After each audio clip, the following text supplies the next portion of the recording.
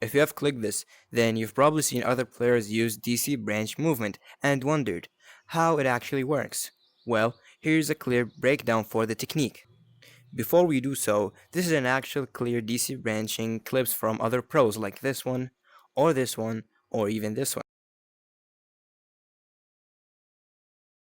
Well, this branching style isn't about strength, fast flicking, or even throwing your hands around. That is not the main thing. The movement comes from how the controller actually disconnects at an exact moment while applying the right motion, which is what we're going to explain in a second right now.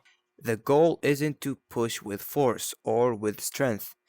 A light push, while it's controlled and containing the right motion, is all you need. Well, how can you get this right motion? That's called a wrist snap or a wrist hit. How do you do this wrist hit? Well, first of all, you need to use this lower part of your in-game hand while using a downward motion, which is like this, as you can see, like this, but vertically like this. That's the motion you want to go for. As you can see, bottom part vertical with the lightest hit you can, like that. As you can see, it reaches the ground even though I'm not using that much strength. The motion should be downward using the right angle, and it must be vertical and controlled, meaning it shouldn't be with strength but with a controlled light hit. Now, that was the motion part, but where does the word DC come from? Well, that's the disconnecting, and we're about to explain that. Using the wrist method keeps the hand compact and pushes your body in a clean forward direction instead of a sideways way. Now, here's where the controller disconnecting comes in handy. The controller disconnects for a split second when you leave it behind your back. As you can see, I'm not looking at it. This causes a disconnect.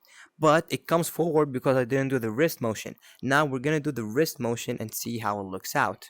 When you DC branch and you do the wrist motion with the DC, the game actually holds your last registered motion or last registered hit. So it keeps pushing you forward and onward instead of slowing you down and pushing you downward. As you can see here, I'm gonna wrist flick with disconnecting my controller like this. Look, I'm getting pushed forward. Did you see that? I was getting pushed forward. You can even do it with precision and perfectionality to get the right motions, just like this video over here. Palm flicking, which is using your palm, slows you down and pushes you below instead of keeping your last registered motion like wrist flicking combined with DCing. Now, to summarize, you should not use palm flicking. You should use wrist flicking, which is vertical motion forward, and it keeps your momentum, which is smoother and faster, while using the DCing, which comes from leaving your hand behind your back. Once the timing makes sense, the technique becomes much easier and starts to naturally click.